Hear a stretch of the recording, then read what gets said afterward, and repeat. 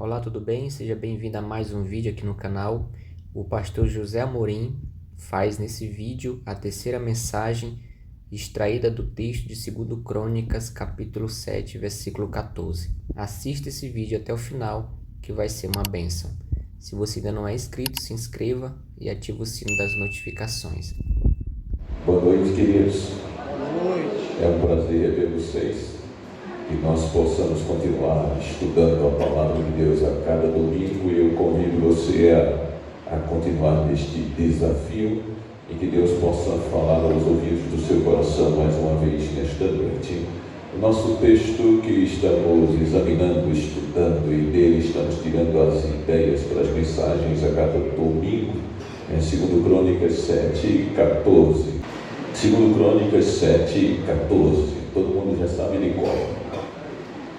Se meu povo, que se chama pelo meu nome, se humilhar e orar e me buscar, e se converter dos seus maus caminhos, então eu ouvirei dos céus, perdoarei os seus pecados e sararei a sua terra.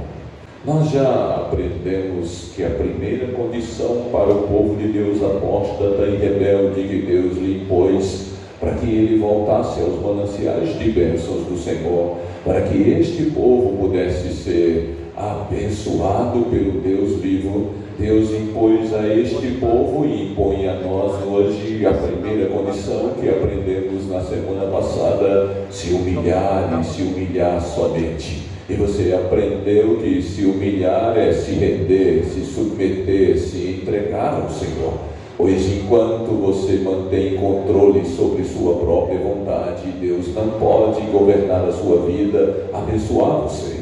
Enquanto você reconhece apenas o Deus, você como o seu próprio Deus, Deus jamais poderá ser Deus em você e abençoar você.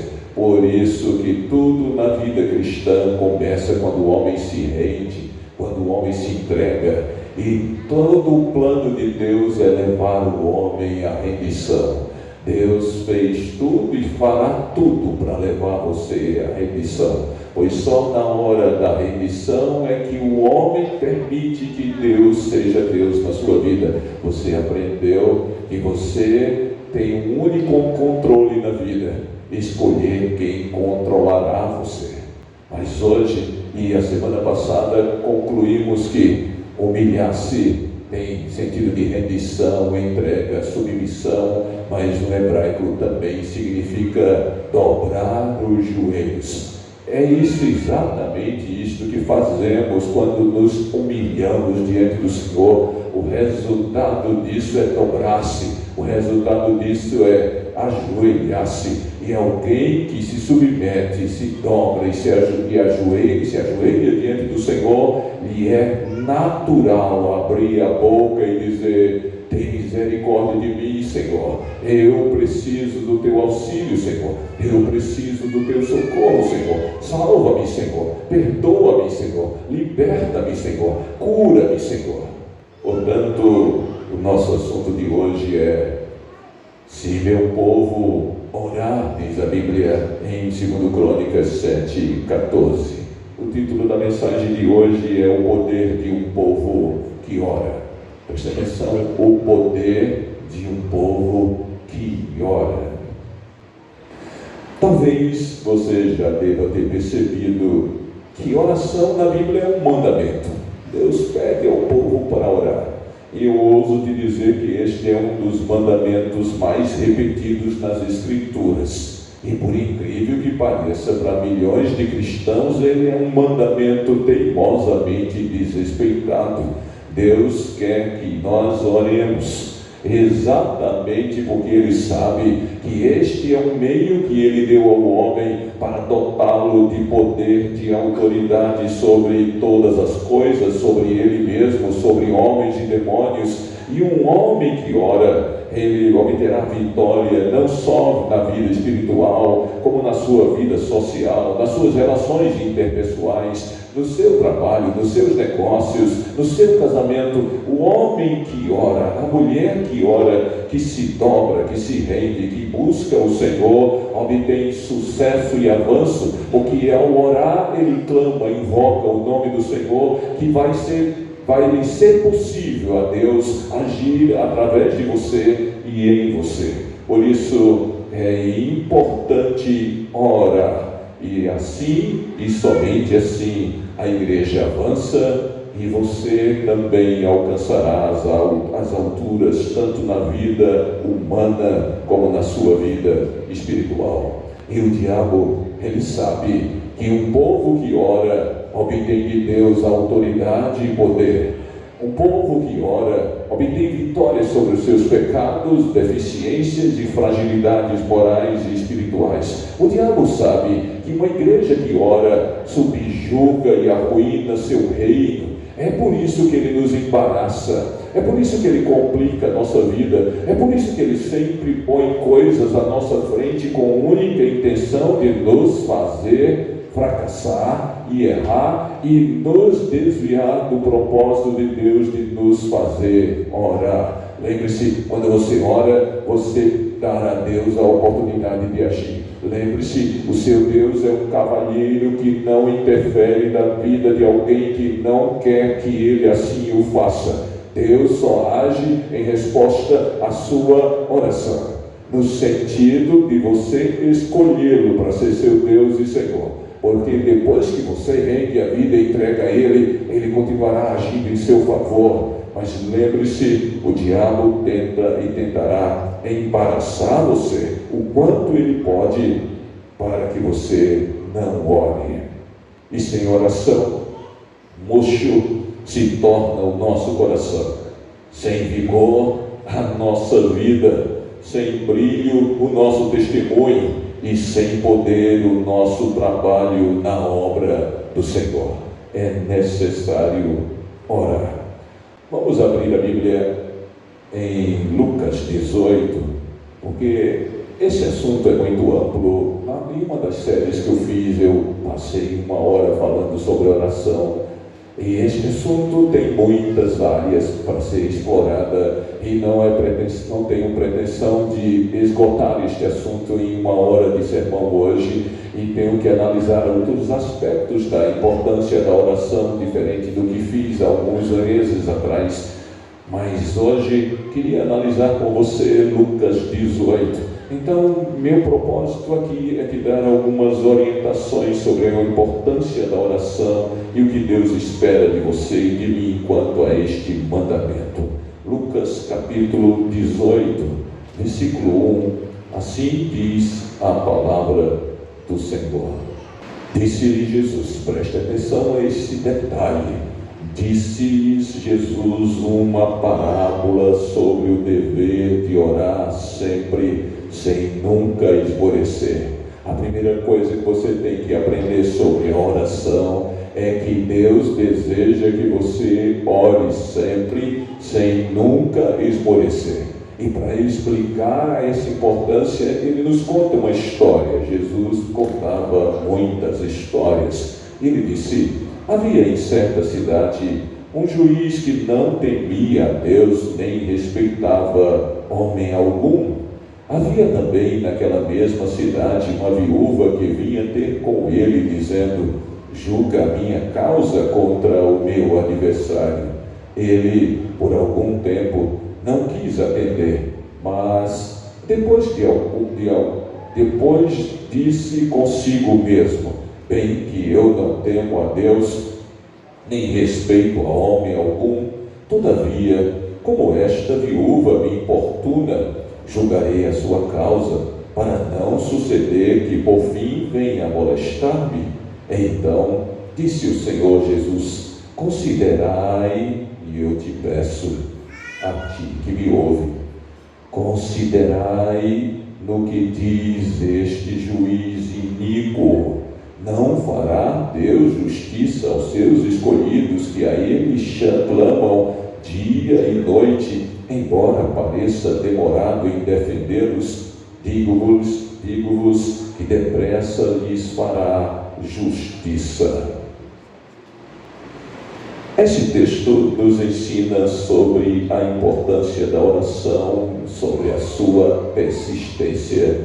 Lembre-se que Jesus diz que a importância de orar sempre, sem nunca esmorecer. E a ilustração dele é uma mulher que tem um problema e precisa do amparo da justiça, precisa de uma decisão judicial para resolver o seu problema, precisa que o juiz delibere a respeito do problema dela, mas percebe que o juiz não está nem aí para ela. E ela decidiu, pôs uma decisão bem clara na mente: eu vou lá para a porta da casa dele, eu vou lá no escritório dele, eu vou perturbá-lo de dia, de manhã, de tarde, de noite, eu vou perturbá-lo uma semana, 2 semanas, enquanto ele não resolver o meu problema, eu não vou deixá-lo em paz. E Jesus disse assim: um homem pensou e falou: eu não temo a Deus, mas esta mulher me perturba, eu não vou me libertar dela enquanto eu não resolver o problema dela. Amado, sabe o que Deus está insinuando, entre aspas, porque Deus não insinua, Ele está sendo direto.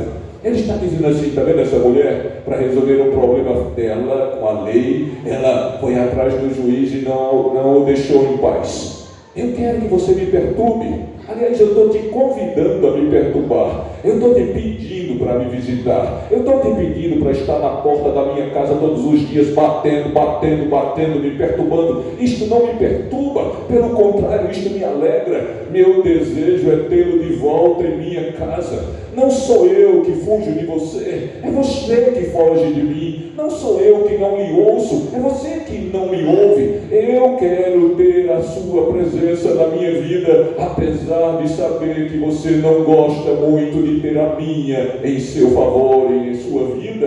Por isso, pode fazer comigo o que a viúva fez com o juiz: perturbe a mim, e eu tenho prazer em ser perturbado por você, porque meu desejo é honrar você, é abençoar você, é curar você, é ouvir você. Então eu te digo: ore sempre, sem nunca esmorecer. Amém? É isto. Deus, Jesus está te convidando a ter uma vida de oração, e o dever de orar sempre. É dever, é um mandamento, orar sempre. Lembre-se que Paulo fala: orai sem cessar, e Jesus aqui disse: orar sempre. É lógico que Paulo e Jesus não estão falando que é para você ficar num monte de joelhos 24 horas por dia e não fazer mais nada na vida. Ele está falando ter um estilo de vida de oração. Sentado, andando, dirigindo, trabalhando, lavando prato, viver em comunhão com Deus, viver na presença de Deus e manter uma vida de intensidade de comunicação com Deus. Jesus então se limitou a nos ensinar sobre a oração. Ele não só se limitou a nos ensinar sobre a oração, ele também orou. Ele não ensinou falando, ele ensinou fazendo. Enquanto aqui esteve, teve uma vida de intensa comunhão com o Pai. Ele deixou o trono da glória, ele se humilhou e se fez homem. Ele estava limitado pelo seu corpo humano, ele precisava da interferência de Deus para agir. Apesar de que ele era Deus, ele poderia agir, mas no plano da redenção ele veio aqui para substituir Adão e vencer onde Adão caiu. Por isso que todos os milagres que ele fez pelo poder de Deus nele, apesar de que ele também é Deus. E ele se anulou a este ponto, mas ele dependia de Deus, e como homem mesmo, sendo homem Deus, ele orava. Ele orava para Deus agir, como foi no caso de ressuscitar Lázaro. Ele invoca o nome do Senhor. Mas ele também orava por causa da necessidade dele de ter comunhão com aquele que ele conviveu por milhões e milhões e milhões de anos e de séculos. Ele queria voltar a ter comunhão com aquele que certamente ele tinha saudade, pois deixou os céus, já tinha 33 anos. Se Jesus precisava orar para obter poder, você muito mais ainda. Se Jesus precisava orar para entreter comunhão e amizade com o Pai, porque tinha saudade dos céus e dele, você muito mais ainda, e eu também. Lembre-se de uma coisa: os primeiros cristãos oravam muito, e eles oravam muito. Isso nós vemos no livro de Atos, que o autor do livro de Atos, Lucas, ele nos mostra as renidas lutas dos primeiros cristãos. Pedro estava preso, eles oravam para pregar o Evangelho, eles oravam para Deus libertar os presos cristãos, eles oravam, tinham suas renidas lutas com Deus para obter as vitórias contra o mal, e foi exatamente por isso que eles possuíram uma vida de vitórias, uma vida que muitos cristãos imaginam ser impossível. Foi exatamente por isso que estes homens da igreja cristã primitiva tinham uma vida poderosa, com muito poder. Eles testemunhavam de Jesus, eles ousavam dizer: eu não tenho prata nem ouro para te dar, mas o que eu tenho eu te dou, levanta-te e anda. Havia tanta autoridade e poder neles, que um pedaço de tecido da veste de um apóstolo posto sobre uma enfermidade, o doente ficava curado. A sombra de um homem chamado Pedro passando sobre um doente, ele era curado. Havia poder de Deus nestes homens, porque esses homens estavam ininterruptamente energizados pela atenção dos céus. Eles estavam ligados a Deus e ligados em Deus o tempo inteiro, e o poder de Deus fluía sobre eles, a autoridade de Deus estava sobre eles, porque eles estavam como que nos céus, enquanto na terra estavam e andavam. Você, quando ora, o céu desce até seu quarto. Enquanto você ora, o céu desce até seu carro, até a garupa da sua moto, até o canto da sua cozinha, ou para debaixo da mangueira do seu quintal, aonde quer que você se prostra e ora, a majestade dos céus desce para estar com você. E o poder dele vai transformar também a sua vida. Amém? Meus amados, mas muitos de nós temos uma ideia e falamos assim: não, eles fizeram grandes maravilhas, porque eles eram os cristãos do primeiro século. Estas coisas, elas não têm muito a ver conosco hoje, elas não parecem normais para nós hoje. Isso tem mais a ver com a vida dos cristãos primitivos do que com a nossa vida hoje. Será que é mesmo? Será que nós pensamos e estamos certos? Veja uma coisa: a igreja cristã primitiva tinha 12 homens. Após a ascensão de Jesus, 120, 500, 3.000, 5.000, depois milhares, depois milhões.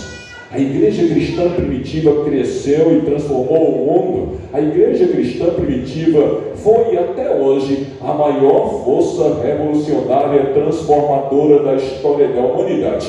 Não existe no mundo político, social, não existe no mundo acadêmico nenhuma força engenhosa, poderosa, transformadora da história da humanidade, em todos os séculos, em todas as eras, em todas as culturas. Ninguém causou tanto impacto na vida de homens aos bilhões como 12 homens pobretões, mas cheios do poder de Deus. Eles puseram o império, o mais poderoso império que o mundo já viu, de perna para o ar. Eles revolucionaram o mundo. Mas por quê? Porque eles eram homens que oravam. Amado, quando você ora, o céu inteiro se põe a seu dispor. E não há homem, nem demônio, nem todos os demônios do inferno, leia-se, os demônios, para impedir você de fazer a vontade de Deus e de revolucionar o mundo que você vive, a começar por sua casa, ou sua cidade, ou o mundo em que você vive. Quando você orar, Deus operará maravilhas em seu favor, para a glória e honra do nome dele. E nós hoje O que é que a gente pensa? Nós hoje costumamos limitar as coisas e dizer, repetindo, isto é coisa do primeiro século, isto é coisa da era apostólica. Isso já passou. Tem aqueles que são tão ingênuos, eu não sei se são tolos, que dizem, isto já passou. A propósito, Deus passou. A propósito, Deus mudou. O Deus da Bíblia é o mesmo. Os homens é que não têm a mesma intimidade com Deus do que os homens do passado já tiveram. Este é aonde está localizado o problema. Esta é uma absurda ponderação imaginar que é coisa do primeiro século e da era apostólica. Não são hoje as necessidades da igreja e do mundo tão grandes quanto os do primeiro século. Não é o mundo de hoje mais abominável e cheio de malignidade, ongeriza dos seus males. Nós devemos sentir mais do que o mundo do primeiro século. Eu não acredito que o mundo do primeiro século seja tão abominável, perverso, apesar de que ele era, do que o tempo em que nós vivemos, e no mundo miserável em que nós vivemos, com uma população dezenas de vezes maior do que no primeiro século, nós precisamos de dezenas de vezes mais de poder de Deus para fazer uma obra descomunal, que homens humanos comuns sem o poder de Deus não são capazes e nunca farão. Por isso, não imagine que é apenas coisa do passado. A Igreja Adventista do Sétimo Dia teve o prazer de evangelizar, foi a Igreja Adventista. Outras regiões do mundo já eram evangelizadas, mas as ilhas do sul do Pacífico não eram, até o final do século XIX. São milhares de ilhas no sul do Pacífico, é o arquipélago do sul, que tem do sul do Pacífico, e este conjunto de ilhas tem milhares de habitantes, e eles eram homens pagãos, adoradores de demônios, tinham prazer de comer a carne de humanos, e eles viviam em total escuridão e paganismo. E aquele navio missionário, que foi o primeiro que a igreja comprou para adentrar pelos mares e viajar em vários lugares do Pacífico, aportou nessas ilhas e levou a mensagem que nós conhecemos como a terceira mensagem angélica. E eles creram, e eles se converteram. Em muitas daquelas ilhas, 100% dos seus habitantes eram adventistas do sétimo dia, na primeira metade do século XX. Aí, como eles não viviam interligados com os adventistas e cristãos de outras partes do mundo ocidental, eles não tinham esses clichês que muitos de nós temos.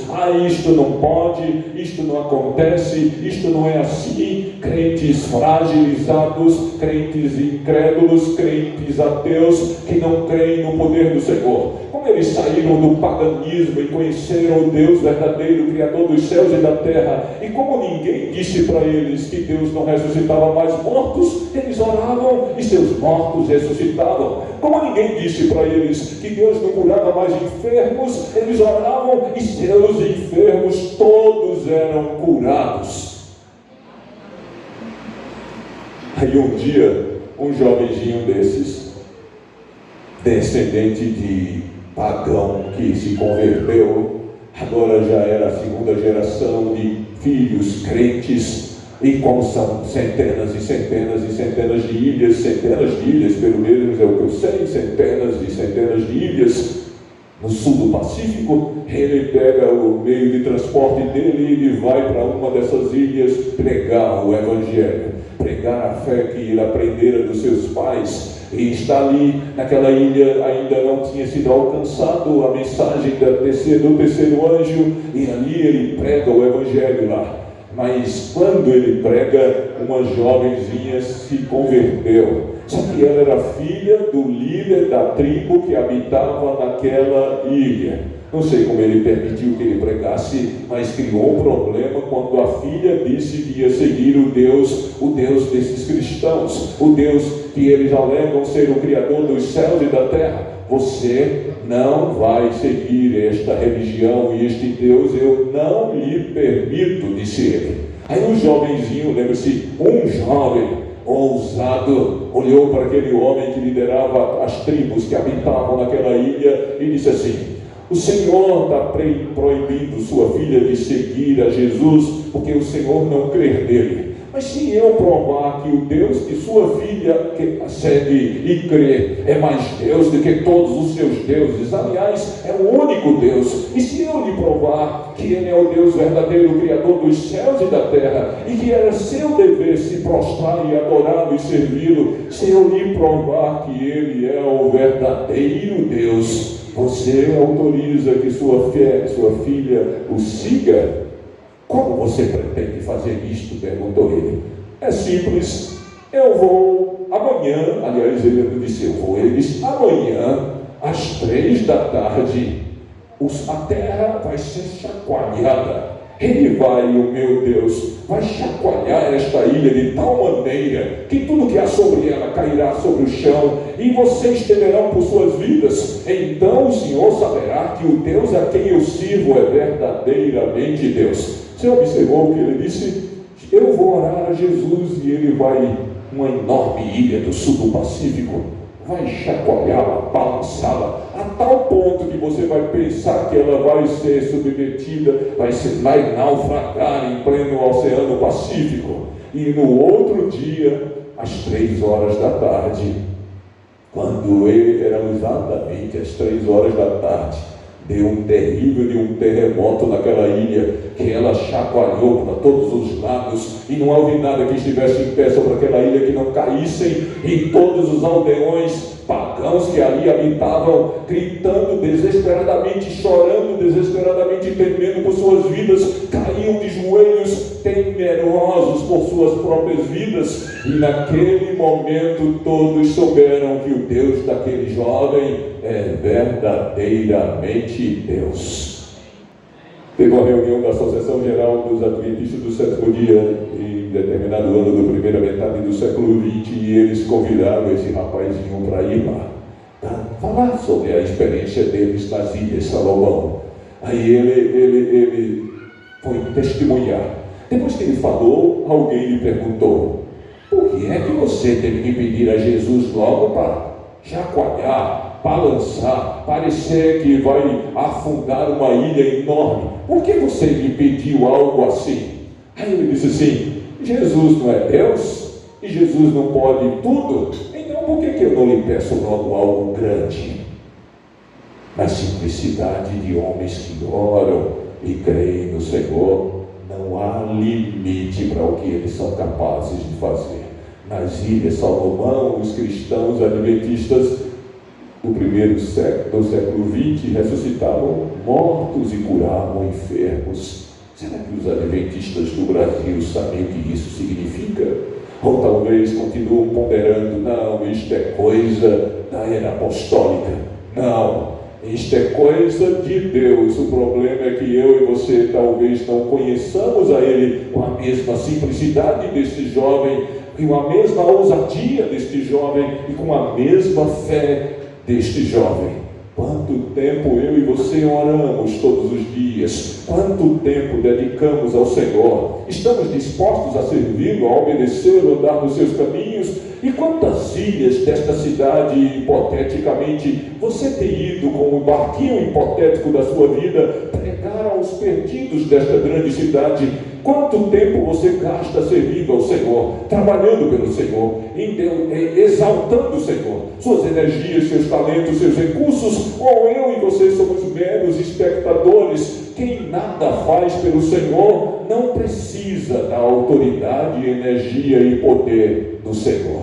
Deus não desperdiça tempo nem energia com homens e mulheres que nem sequer acreditam nele. Mas se você é um homem disposto a exaltá-lo, Ele há de usar você com autoridade e muito poder. E muito poder. Qual é o desejo de Deus? Que eu e você sejamos homens de oração, assim como Paulo o foi. E lembre-se, assim que Paulo se converteu, Paulo foi para a Arábia, que nós hoje conhecemos como Arábia Saudita, aquela região ali. E a Bíblia diz que ele passou 3 anos no deserto da Arábia. Mas antes dele ir para o deserto da Arábia, Deus, quando ele caiu lá no cavalo e perdeu a visão, e Jesus falou com ele, Jesus enviou um dos seus discípulos chamado Ananias para pregar para ele. Um dos primeiros pastores da igreja cristã primitiva, Ananias, para pregar para ele. E Jesus disse assim, está escrito em Atos 9:11, ouça, então o Senhor lhe ordenou a Ananias, dispõe-te e vai à rua que se chama Direita, e na casa de Judas, procura por Saulo, apelidado de Tarso. Segura aí. Jesus disse a Ananias, vai lá na rua chamada Direita, lá mora um homem chamado Judas, e lá na casa dele tem um homem que tem por apelido Saulo, Tarso, Saulo de Tarso, né? Saulo e apelidado de Tarso. Jesus é o Deus que sabe o nome da sua rua, sabe o número da sua casa, sabe o número do seu telefone, sabe onde você se esconde, sabe o que você pensa, sabe o que você fala. Ele é Deus. Olha que coisa maravilhosa. O Deus dos céus comunica a um dos seus servos aí na casa de alguém, dá o endereço, dá o número, dá o nome de quem mora e diz quem está lá. Agora o curioso é como ele termina. Vá na casa de Judas e lá você encontrará um homem chamado Paulo, apelidado de Tarso, pois ele está orando. Naquele momento em que Deus estava falando com Ananias, Jesus lhe disse, ele está orando, significa que ele estava vendo Paulo em oração. Deus, Jesus, tem visto você em oração. Ele tem chamado um anjo lá nos céus e diz assim, vem aqui meu filho, ele está orando. Você tem sido visto pelo Senhor orando? O Senhor tem visto você orando? O Senhor tem percebido você orando? Quanto tempo você ora por dia? Você é um homem que Deus pode dizer, venham aqui meus queridos, venham ver, venham contemplar, vou abrir os olhos de vocês e vocês adentrarão a casa do meu servo e vocês verão Maria orando, Antônio orando, José orando. Isto me alegra, eles necessitam de mim, eles precisam de mim e eu me alegro em ajudá-los, em socorrê-los. Eles estão orando. Meu irmão querido, isto faz toda a diferença. Eu não sei se vocês conhecem a história de Nilson França, um jovem de 30 anos, 31 anos, que trabalhou comigo na Associação Bahia, na época, e ele era um obreiro bíblico, um evangelista voluntário. Acreditem, este jovem levava mais de 300 pessoas por ano a Cristo sozinho, 300 em média, sozinho. Tem distrito pastoral que com centenas e centenas de adventistas não conseguem essa façanha. Ele dirigia uma série de conferências e era normal eu ir lá batizar 60, 70 pessoas de cada vez. E ele fazia um mês após o outro, trabalhava 5, 6, 7, 8, 10 meses por ano, pregava 30, 40, 50 dias ininterruptos e Deus o abençoava poderosamente. Um dia ele me liga e diz assim, pastor, eu marquei o batismo na série de evangelismo que eu estou fazendo para o próximo sábado à noite. Eu tenho 57 pessoas para o Senhor batizar. E eu cheguei lá e batizei sozinho mais 57 pessoas. E como os baianos fazem muita festa, abraçam e vão lá e fazem fila e abraçam. Eu só sei que a cerimônia terminou mais de 10 horas da noite, mais 10 e meia ou mais. E ele veio falar comigo e disse assim, pastor, eu queria pedir um favorzinho ao Senhor, dá para o Senhor falar a um dos anciãos para ir lá dirigir na igreja pela manhã, às 4h45 da manhã, até por volta de 5 horas, está bom? Dirigir um culto de oração que eu estou dirigindo há 57 dias. Eu não esqueci por causa da quantidade de gente que eu batizei em 57. Há 57 dias dias eu oro todas as manhãs. Há 57 dias eu acordo às 4h45 da manhã para estar na igreja às 5 horas da manhã. E tem um grupo de irmãos que oram comigo. E eu queria pedir ao Senhor para alguém fazer isto por mim amanhã, pois eu queria dormir, pois eu estou exausto. Aí eu disse, não tem problema, vai para casa e dorme. E eu vou pedir a alguém para ir fazer isto por você. Aí fui para a rodoviária pegar o ônibus, perdi o ônibus, pois cheguei atrasado. Voltei para a casa do ancião e dormi às 5h30 da manhã, 5h45 mais ou menos. Ele bate a porta da casa do primeiro ancião da igreja e chama por mim, vou atendê-lo. Era o Nilson França. Aí ele disse assim, pastor, eu soube que o senhor perdeu o ônibus. Eu não dirigia e não dirijo até hoje, aí não tenho Danizinha perto, eu tenho que andar de ônibus, não. E nesta hora ele disse assim, eu vim aqui para levar o senhor aceita? Só que tem um detalhe, o senhor vai de moto comigo, 60 quilômetros, não tem problema, o próximo ônibus é só amanhã, segunda-feira, então eu vou contigo. Aí quando ele pegou a estrada lá do interior da Bahia, ele foi bem devagar, tão devagar que parecia que a moto ia perder o equilíbrio, e ele foi virando a perna e dobrando o corpo e ficando assim na moto e olhando para mim, segurando a mão, o guidão com a mão e falando comigo, e indo para o acostamento e andando numa velocidade muito baixa. E eu percebi que ele começou a chorar, e ele chorava literalmente muito. Os olhos, o rosto dele estava banhado, o rosto estava banhado de lágrimas, e ele chorava copiosamente. E eu fiquei assustado, não entendi o que estava acontecendo, perguntei para ele, e ele me conta. Ele disse que ontem, pastor, quando eu cheguei na minha casa, e o senhor sabe que eu tenho por hábito antes de dormir, orar, leio a Bíblia, me ajoelho e oro. Quando eu estava orando e quando eu abri a Bíblia, eu, sem mais nem menos, abri a Bíblia num texto que dizia assim, os jovens exaustos chegam até cair, mas aqueles que confiam no Senhor, o Senhor renova as suas forças e eles voam como águia. Aí ele diz assim, é o Senhor que está puxando a minha orelha e dizendo que o Senhor pode renovar minhas forças, e eu estou me omitindo de ir pregar porque estou exausto. Então, se foi o Senhor que disse que o Senhor vai renovar as minhas forças, então faça assim, eu estou te dizendo, amanhã, às 4h45 da manhã de hoje, amanhã, o Senhor vai me acordar. Eu não vou pôr o relógio para me despertar, o telefone para me despertar. O Senhor vai me acordar. E a segunda coisa, se eu acordar cansado, eu não vou. Se eu acordar exausto, eu não vou. Então o Senhor vai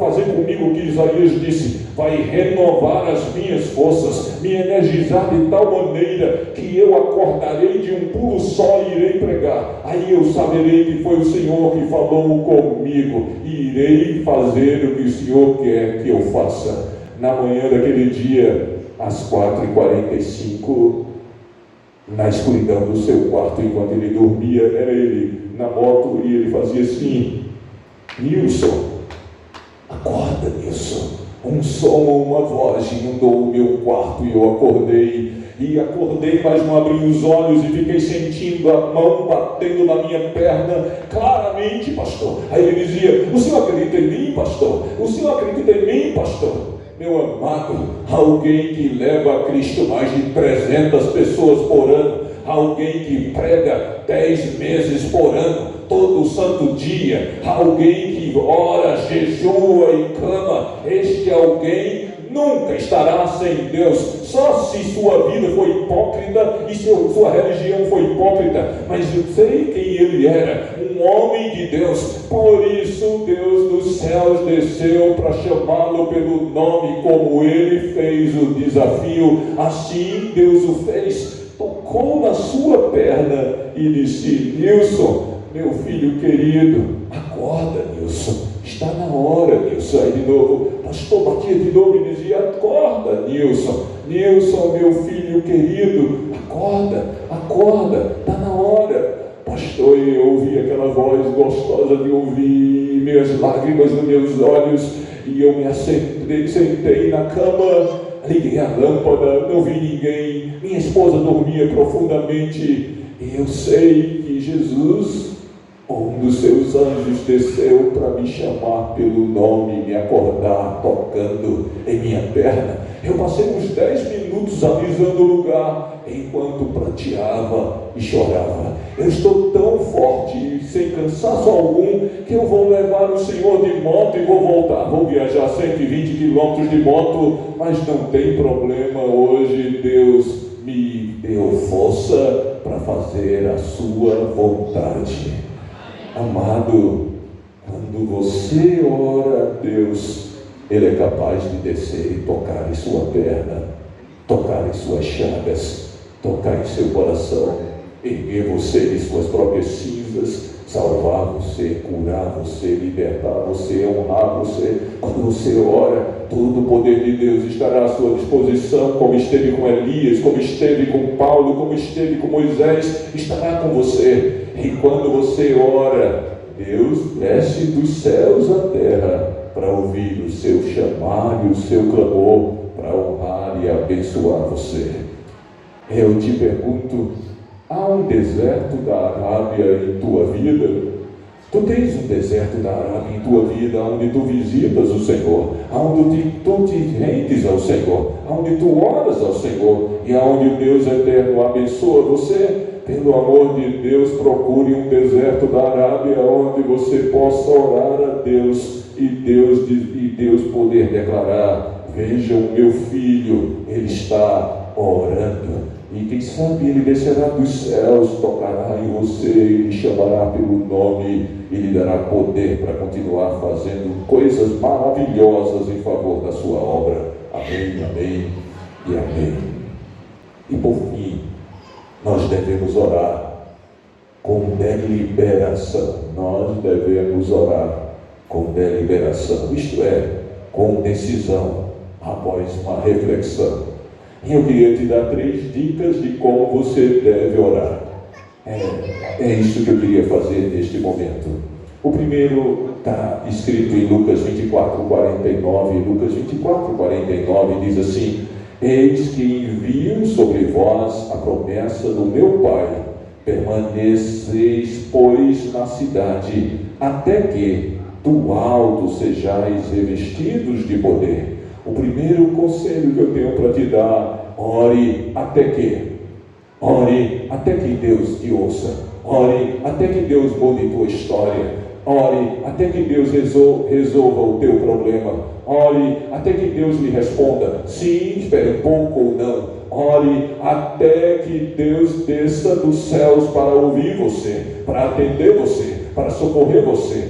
Ore com deliberação, decida orar, reflita sobre a importância de orar, mas ore até que Deus lhe ouça. Devemos lutar com Deus até que Ele nos ouça. Nós queremos vida plena, por isso precisamos orar com plenitude e poder.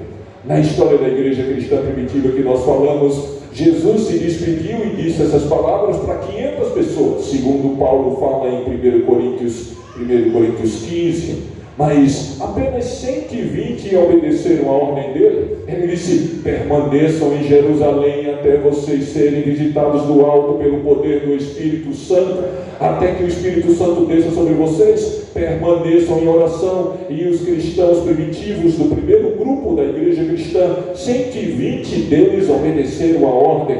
Os outros 380 estavam aonde? Estavam fazendo o que na vida? Sabe, é muito igual aos nossos dias. A gente vem à igreja e Deus nos fala, Deus nos dá ordens. A gente não lê a Bíblia, Deus nos comunica coisas, mas muitos entre nós não fazem o que Deus manda. Deus mandou se retirar e esperar até que Deus enviasse o Espírito Santo sobre eles. Mas só 120 fizeram isso.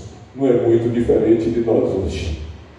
Por isso que na igreja existem muitos cristãos débeis, cristãos que apostatam quando sentem uma espinha no dedão do pé, Cristãos que deixam Jesus porque não tem tempo para Jesus, não tem tempo para orar, não são amigos de Deus, não têm intimidade com Deus, por isso não tem poder de Deus e o diabo os derrota com facilidade. Meu pedido, meu clamor a você nesta noite é: permaneça lá no deserto da Arábia, no canto do teu quarto, até que do alto Deus te responda. Não desista do propósito da sua vida. Ore intensamente ao Senhor e Ele visitará você. O segundo conselho que eu tenho para te dar é: ore deliberada, ore, já falei, ore duramente, perdoe-me. Ore duramente. Ore duramente, o que é isso? Quando for duro orar, ore duramente. Quando estiver difícil orar, ore duramente. Quando você estiver chorando, muita dor, muita depressão e não consegue nem abrir a boca, ore esse mesmo. O mundo desabou sobre sua cabeça, ore esse mesmo. Todos estão lhe odiando, lhe perseguindo, está angustiado, está perplexo, está em dúvidas, está incrédulo, está cheio de angústias e dores e pesares e problemas. Ore, ore. Para onde tu vais, se só Ele tem poder para salvar você? Você e eu precisamos orar tanto quanto precisamos respirar e comer. Orar é um estilo de vida, é uma necessidade gritante da nossa vida. Nós não precisamos estar bem para orar, independente do nosso estado emocional, psicológico, profissional, financeiro, relacional. Não importa seu estado da vida que você vive, você precisa orar. Mais do que precisa para viver do ar, do oxigênio e da comida que te alimenta. Por isso eu te imploro, quando for duro orar, ore duramente. Quando for difícil orar, ore mesmo assim, ore mesmo sem sentir vontade. Lembre-se, Deus não pode falar com Ele mesmo por você.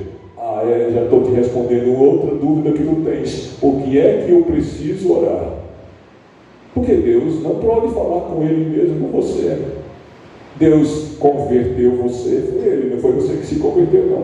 Foi Ele que lhe deu arrependimento, não foi você que se arrependeu, foi Ele que lhe deu arrependimento. Arrependimento é um milagre, perdão é um milagre, justificação é um milagre, santidade é um milagre, glorificação é um milagre, submissão é um milagre. Tudo na vida cristã é um milagre. Agora tem uma coisa que Deus não pode fazer por você. Ele não pode vir à igreja por você. Ele não pode ler a Bíblia por você. Ele não pode ajoelhar-se e adorar a Ele por você. Ele não pode ajoelhar-se e adorar a Ele e orar a Ele por você. Estas coisas só você pode fazer. E se você não fizer, aí começa o seu fracasso. Mas se você se ajoelhar, se humilhar, se submeter, se render, se entregar e orar, Ele virá em seu socorro. Ore mesmo sentindo dificuldades para orar. E o terceiro conselho que eu te dou, que eu espero que você aprenda a orar por amor. Ouviu o que eu disse? Aprender a orar por amor. Você só ama a quem você só confia em quem você conhece. E quem você conhece, você entretém amizade e comunhão e termina gostando, amando esta pessoa.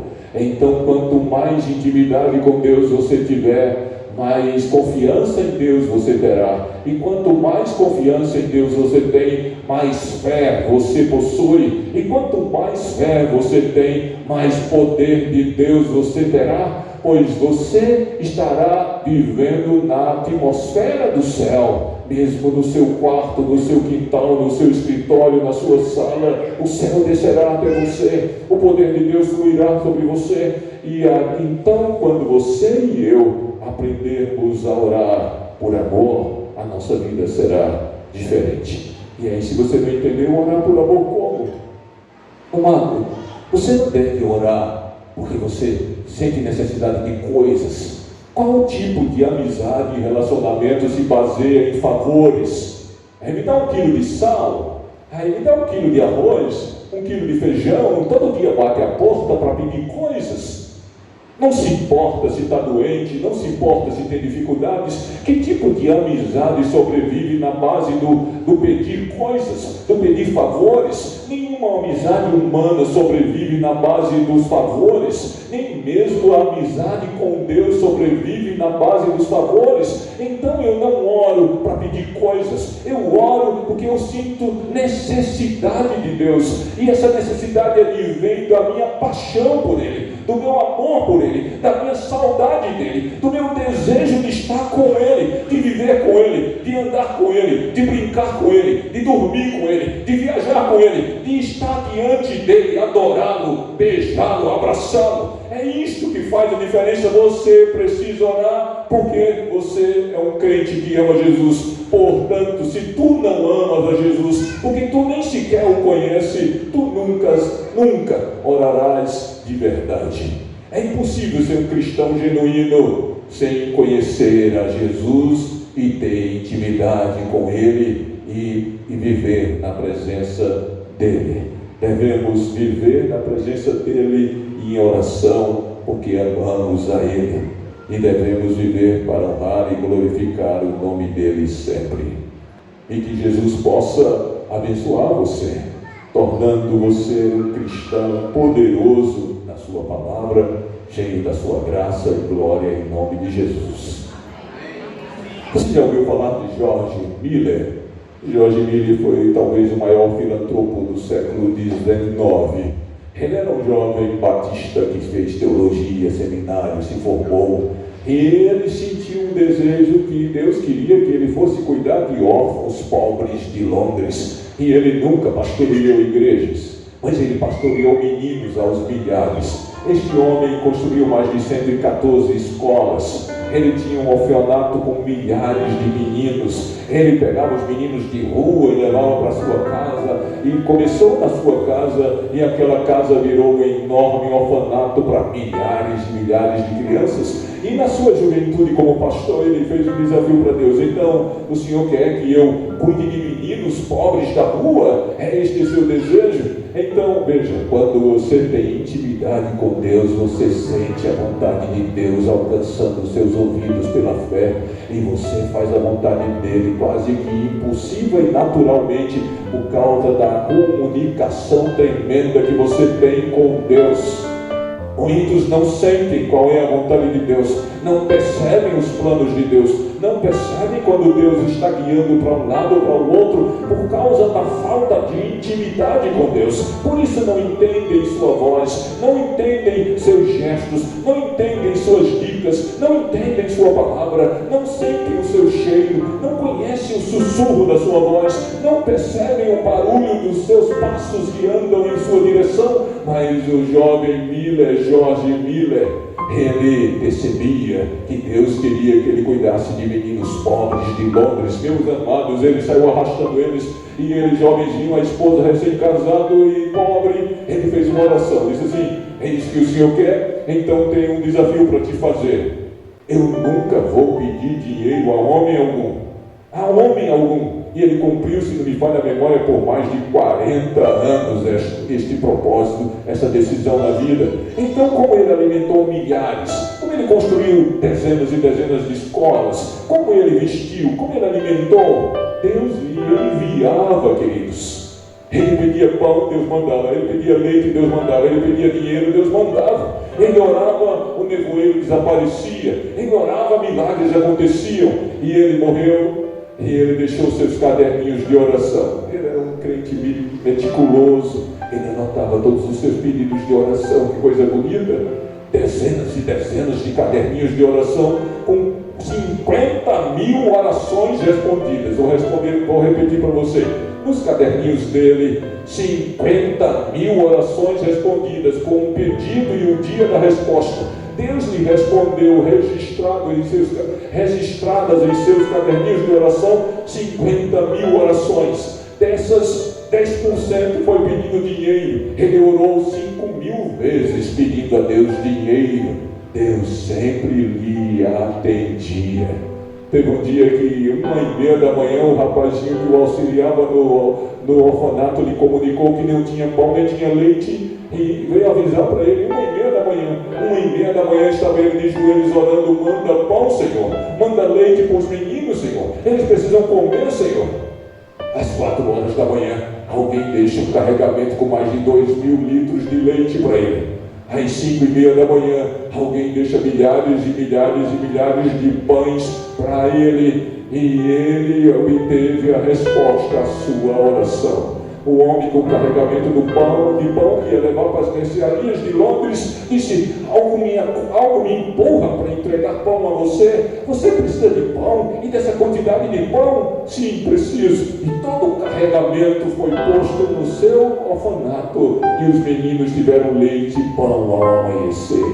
Que Deus te dê a graça de ser um homem de oração. Que Deus te dê a graça de ser uma mulher de oração. E quem sabe que se teus meninos não têm pão e leite à 1h30 da madrugada, tu orarás a Ele lá no secreto do teu quarto, lá no canto do deserto da Arábia, do teu quarto, e o teu Deus te ouvirá, e o teu Deus te abençoará, e o teu Deus te enviará pão e leite. O teu Deus ouvirá você, removerá seus fardos, suas dores, suas chagas, suas angústias. O teu Deus te ouvirá e quebrará as cadeias infernais que te prendem. O teu Deus te ouvirá e salvará teus filhos rebeldes, e salvará teu marido rebelde, tua esposa rebelde. Teu Deus te ouvirá e só erguerá teus negócios, e irá abençoar tua casa, e abençoará a tua despensa, e abençoar teu armário. Teu Deus te ouvirá e te transformará em um homem segundo o seu coração, e ele fluirá dos céus poder sobre você, e você expulsará demônios, curará enfermos, porque o poder do Deus Espírito Santo estará sempre sobre você, e a glória de Deus se erguerá sobre você, e você saberá que você é íntimo de Deus, e Deus gosta de estar com você. Lembre-se sempre de ser um homem de oração, e Deus estará contigo, em nome de Jesus. Amém. Senhor nosso Deus, passamos uma hora falando sobre a importância da oração em nossa vida. Pai querido, aqui estão alguns dos teus filhinhos neste altar. Eles estão trazendo suas dores, seus problemas pessoais. Eles estão admitindo que precisam de Ti e precisam desesperadamente de Ti, Senhor. E nesta noite o que eles querem é que o Senhor faça com eles o que fez com Paulo, o que fez com Pedro, o que fez com tantas pessoas, o que o Senhor fez com George Miller, porque nesta noite Tu não visitas a eles, Senhor. Não cura suas enfermidades, Senhor. Não perdoa seus pecados, Senhor. Não remove seus fardos, suas angústias, suas dores, Senhor. Por que Tu não dás a estes homens e mulheres uma resposta, Senhor? Uma visitação do céu faz toda a diferença na vida de um homem, Senhor. A nossa vida é reanimada, nossa fé é transformada. Nós queremos ser homens e mulheres visitados por Ti. Por isso, faz com que o céu desça à terra, na casa de cada um desses Teus filhinhos, desça a terra até este lugar sagrado, onde nós estamos adorando o Senhor sempre. E nesses dias de domingo, estamos visitando este lugar para recebermos o alimento do Senhor, o poder do Senhor, a palavra do Senhor, os milagres do Senhor. E viemos aqui reclamá-los, conforme Tu prometes em Tua palavra. E o desejo é: abençoe o Teu povo nesta noite, em o nome de Jesus, e o faça da cabeça aos pés, em o nome de Jesus. Amém, amém e amém.